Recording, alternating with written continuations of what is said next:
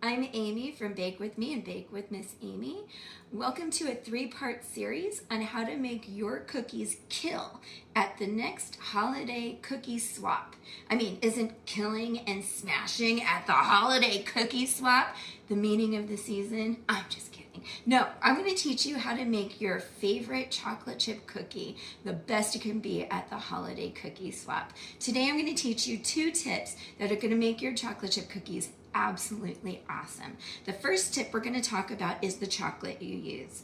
For today, I'm going to teach you that we're not actually going to even use chocolate chips. We're going to use baking bars. That's right, chocolate chips are made out of semi-sweet chocolate, and so are these baking bars. So we're just going to swap the chocolate chips for baking bars. And whatever recipe you use, I'm going to use Sally's Baking Addictions Chewy Chocolate Chip Cookies recipe. This is one of the best chocolate chip cookie recipes around, and I love Sally's Baking Addiction. Everybody knows that.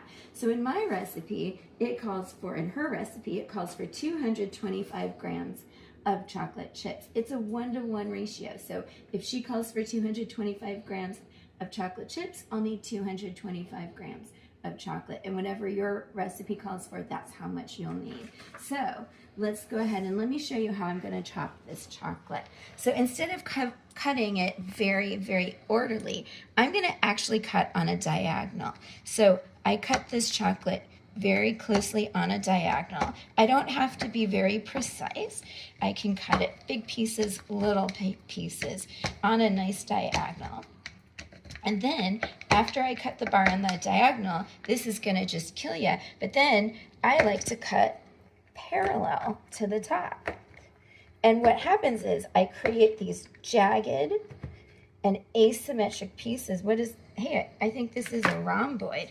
Can you tell that I'm a 4th grade teacher? Parallel, rhomboid, oh my goodness. Anyway, when you put this all together, then you're gonna measure out your chocolate and you will get your 225 grams of chocolate. Now you probably wanna do a little bit more, and actually if you do, I think do another at least half of those baking bars, and you'll need it for, that's coming in step 3 by the way.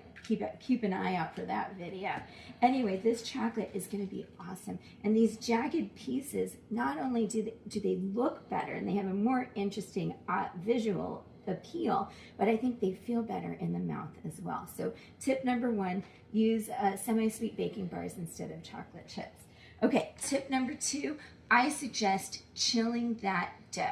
That's right, even if your recipe doesn't call for it, I say chill the dough, even if you have just half an hour. When you chill the dough, not only does it hydrate the flour, but it helps